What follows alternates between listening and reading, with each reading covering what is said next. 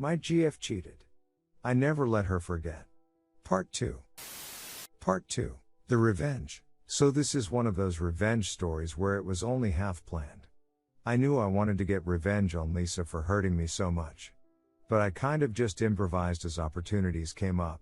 My original kind spirit had died at my birthday on that chair. All my morals went out the window. I never cheated in relationships, therefore I believed I would never get cheated on. I realize now how dumb that is, but that's what I thought at the time. I didn't care what collateral damage I caused as long as my mission to hurt Lisa as much as possible was accomplished. So continued every day of my life with this new selfish mindset. I was sitting at my computer later that next week skimming Facebook when I saw the profile of one of her track teammates on my feed. That's when I had my first vengeful idea. I decided I was going to attempt to get her teammates to bite the bait that I was about to cast out into the water.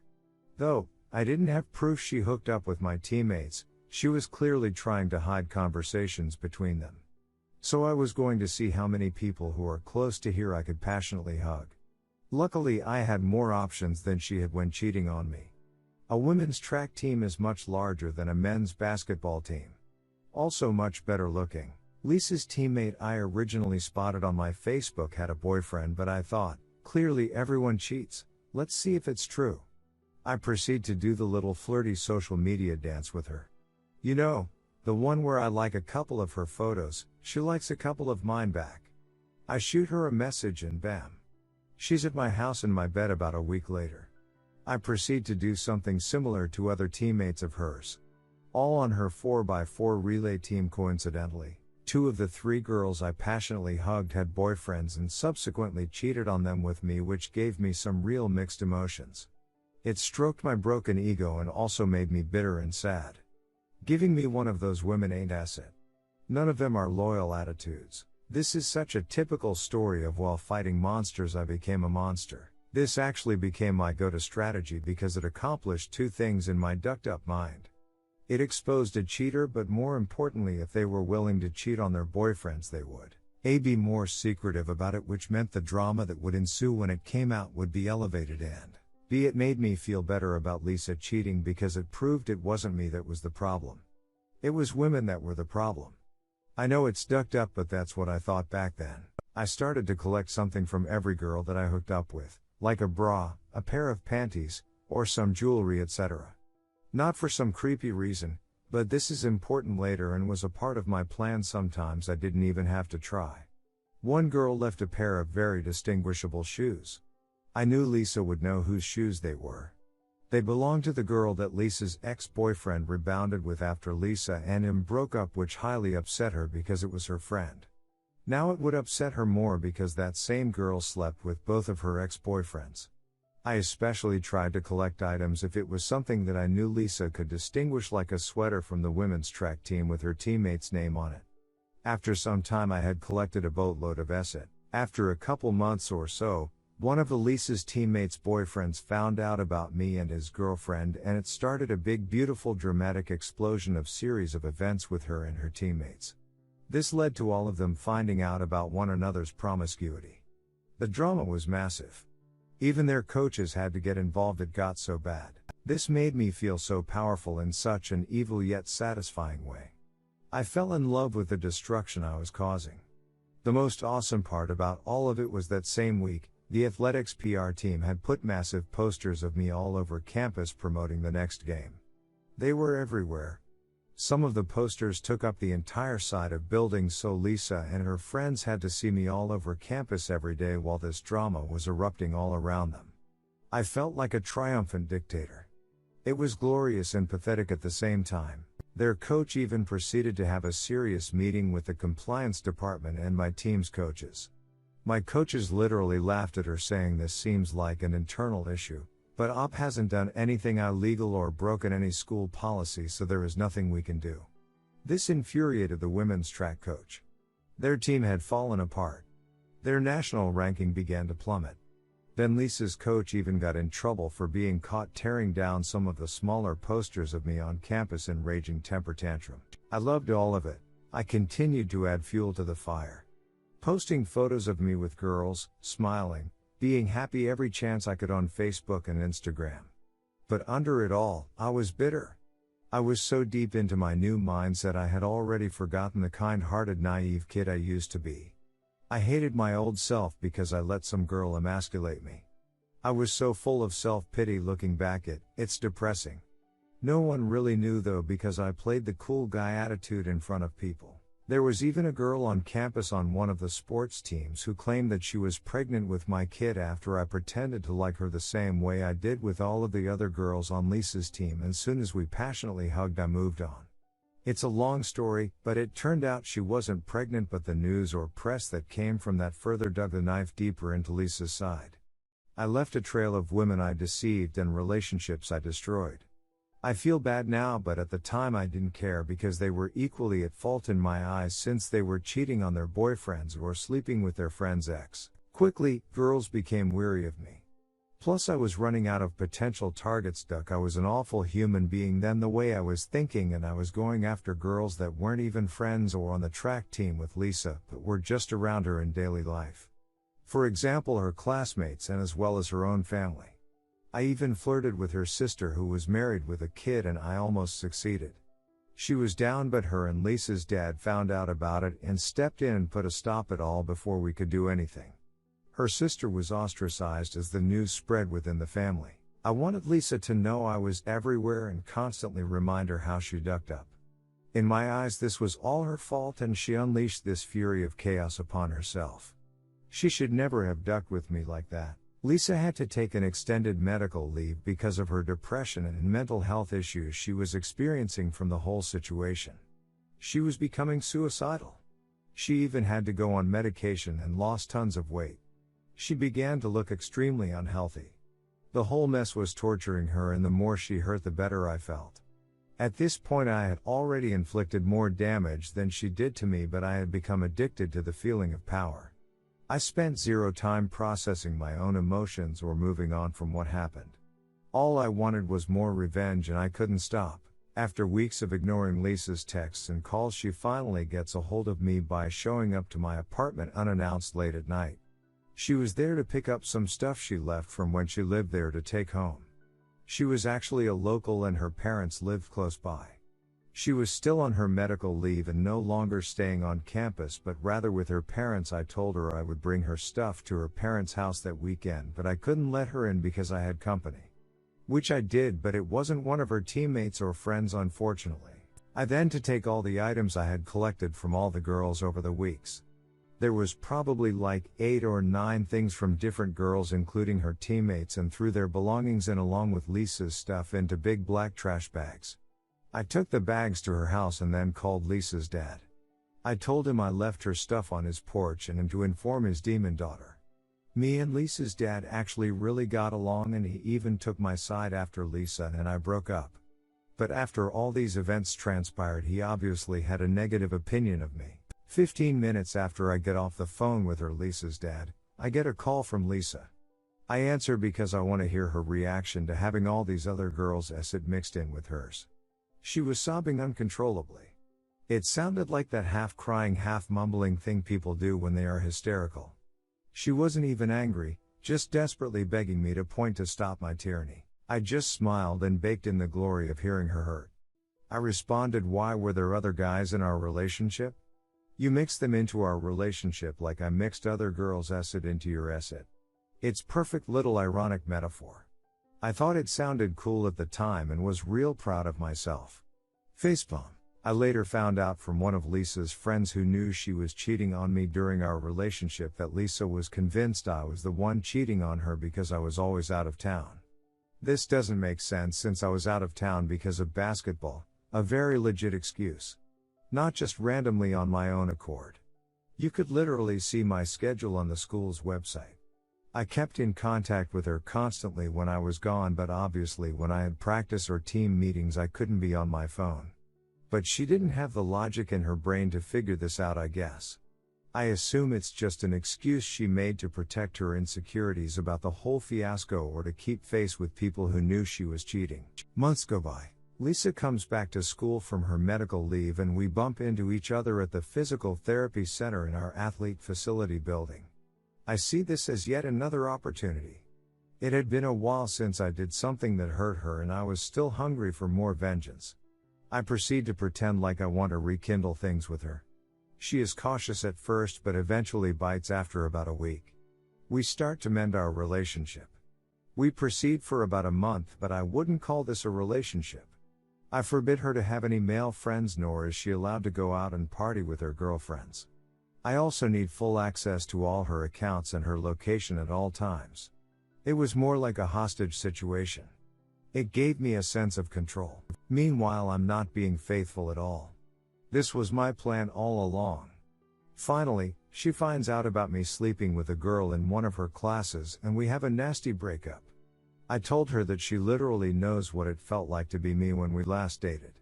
Yet again, I felt triumphant. It was just another chance to hurt her and I did. After this we don't speak for years. I graduate university and move to Central America. She messages me while I'm there about a year after I moved and about 2 years after we last spoke. At this point my life has become that of a real degenerate.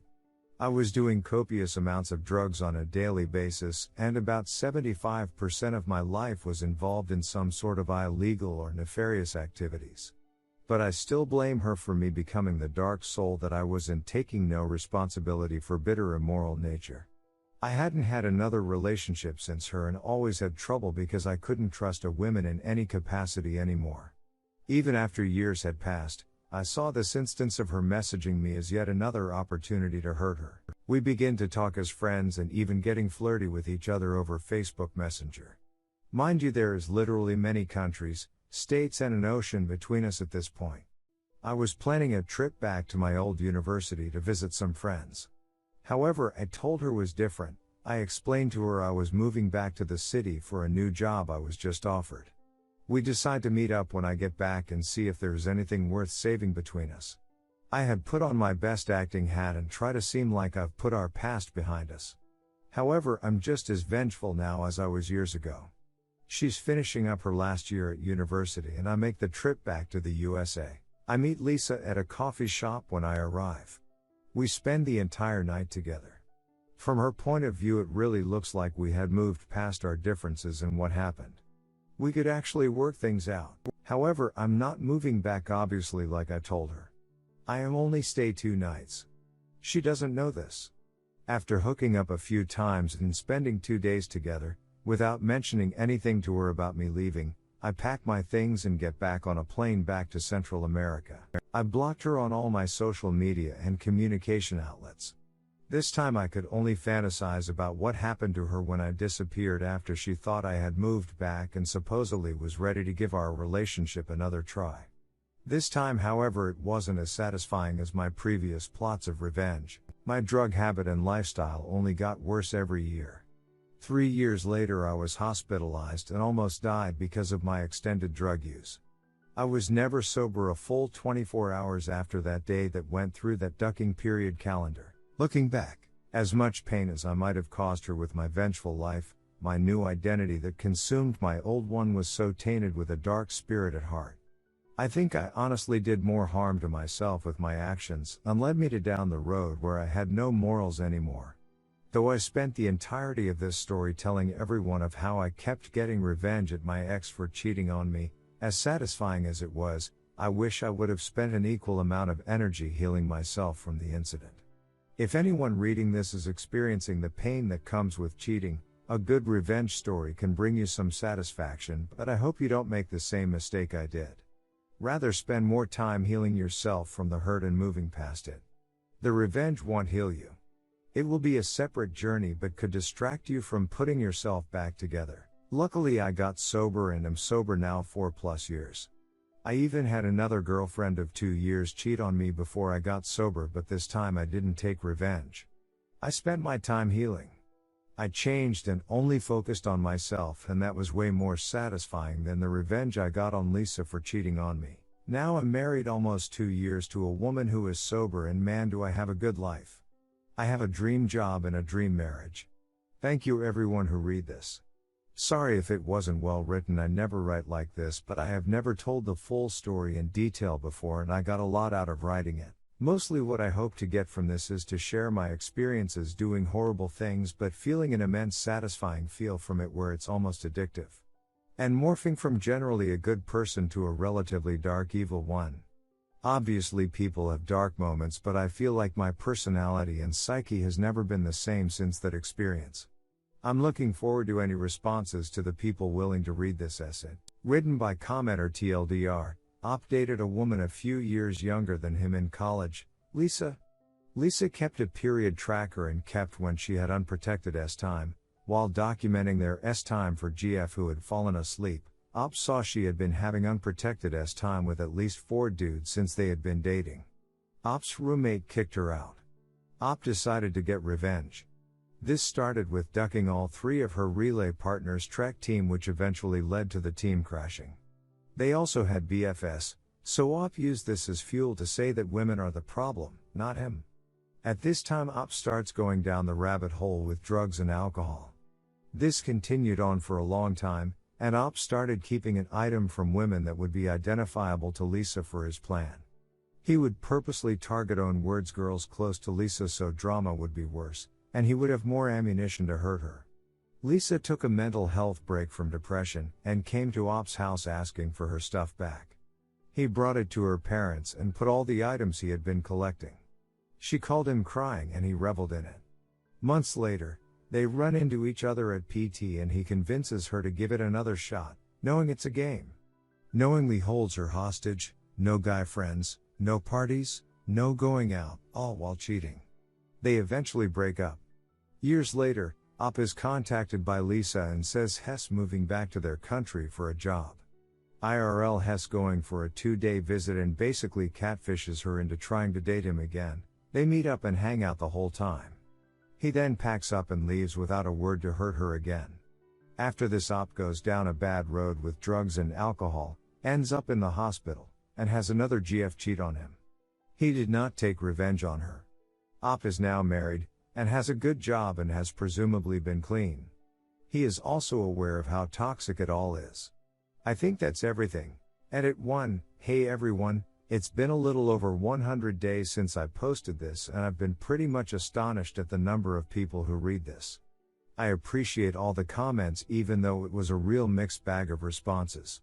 It's kinda spread to Facebook and YouTube etc. and it's real interesting how different the sentiment is on each of those platforms. One of the most common questions I've been getting is, have you apologized or talked to Lisa since the events in this story? The answer is no. Not yet. I am planning on it though. She's on a long list of amends I have been making for years. It looks like he'll be back in her city sometime next year. And I'll reach out to her then. I know a lot of you are telling me not to, but I have spoken to my sponsor, my therapist, and mentors about this, and the decision is to apologize for my actions, and I agree it needs to be done. Also a lot of comments where people are completely missing the point of narrative of the story and feel the need to try and be my therapist or something and tell how I should have done this or that almost a decade ago, which was not the point. It's obviously horrible how I reacted. That's not what this was about. This was about reflection without bias. And as I mentioned in my post, I have gotten into dating again since that relationship with Lisa many years ago. And most of my girlfriends and relationships after Lisa were good, but with one of them I got cheated again in an even more horrific way. And was significantly more traumatizing than this story I wrote with Lisa, but I had learned from the experience with Lisa and rather didn't take revenge and just walked away. That's when I finally got sober and it led to the life I have now.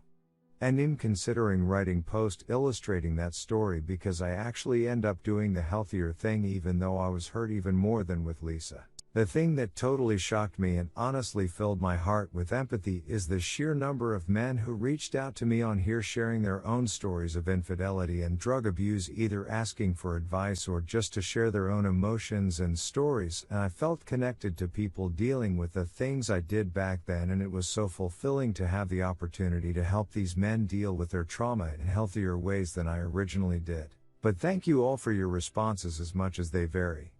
But generally I think all arguments made below have an element of truth.